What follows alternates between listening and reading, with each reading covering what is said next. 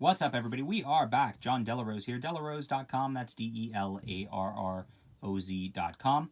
This is another Deep Space Nine novel. I read the Garrick one, A Stitch in Time, first, and it's really a trilogy of stuff that involves the Cardassia War at the end of the Deep Space Nine series.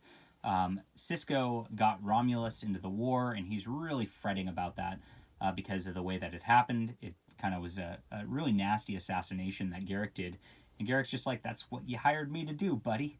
And Sisko wants somebody to forgive him for his action.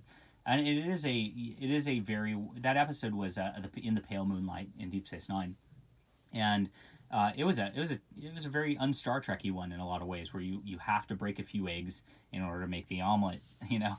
Ends justifies the means, and it does sometimes. Is kind of what it came down to. But he feels horrible about it. Now, I'm John Delarose, the leading Hispanic voice in science fiction. You can sign up for my newsletter in the description below.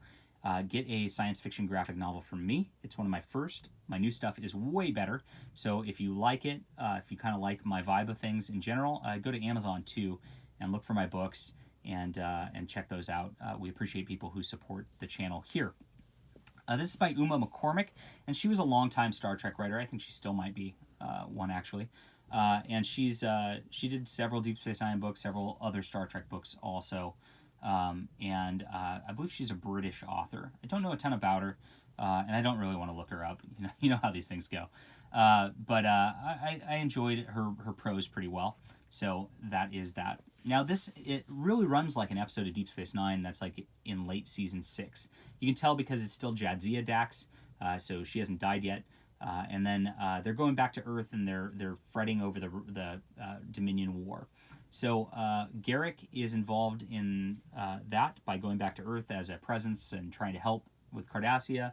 The Romulans are involved here too, and there's like this anti-war activist in there, and the anti-war activist is causing trouble on Earth.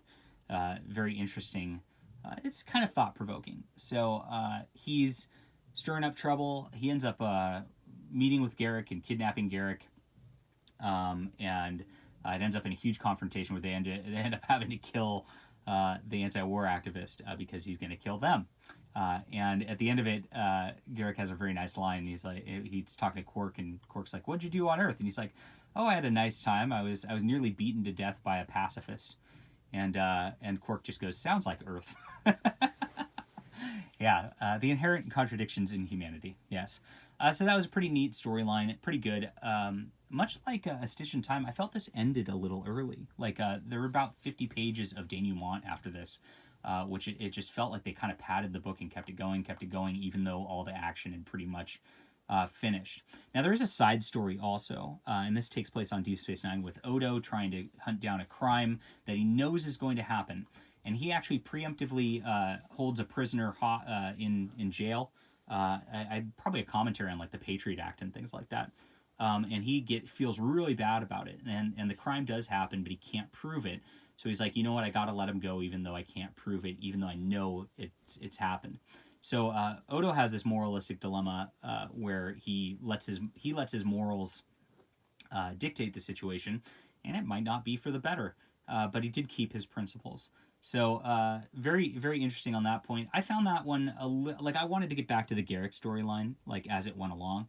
At the end of it, like the moral principle was probably more interesting maybe than the anti-war storyline that was going on.